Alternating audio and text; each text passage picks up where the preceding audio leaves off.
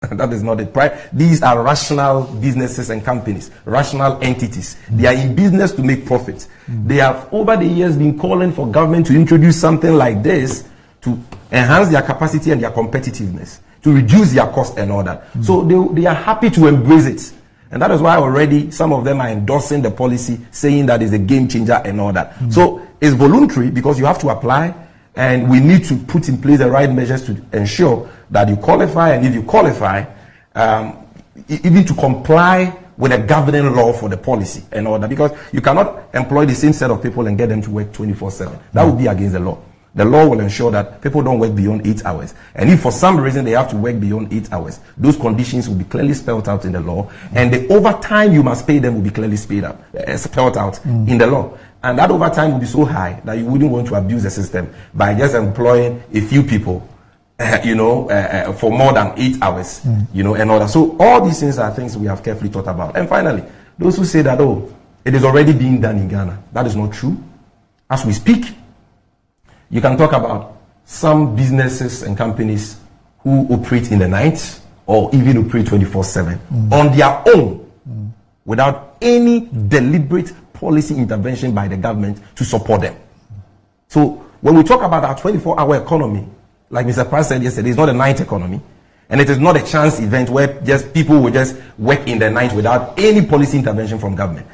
This will be the first time that Ghana will have a policy intervention in line with our 40-year development plan to support companies and businesses that operate 24/7 with cheaper power and reliable power, with tax intensive, with financing support, with security support, and so on. This will be the first of its kind. So it does not exist. And finally, finally, this is my last finally.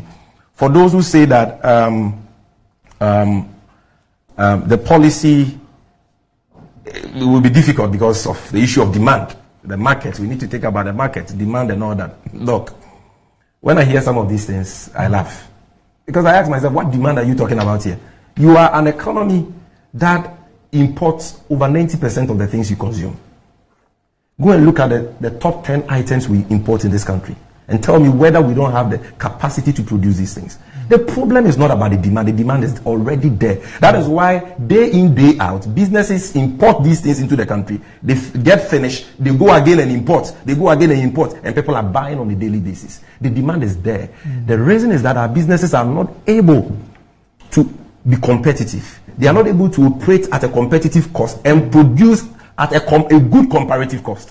So in competition with the cheaper imports, they lose out, even in the domestic market. And they have no chance of success even in the export market. Whether you are looking at the WTO market or the AFTA market, they are not able because the cost of production is too much. So if the cost of doing business can be reduced, and businesses in Ghana can produce at a comparative cost, the existing demand for rice, the existing demand for sugar, the existing demand for tin tomato, the existing demand for toothpaste, the existing demand for refrigerators, for microwaves will absorb what they produce. That is it. And that is what the 24-hour economy is all about. This is something Sydney is doing, London is doing it, UK is doing it, America is doing it, even in Africa. Kenya is thinking of doing it. They've captured it in their Agenda 2030, even Kenya. And so it is something we can do.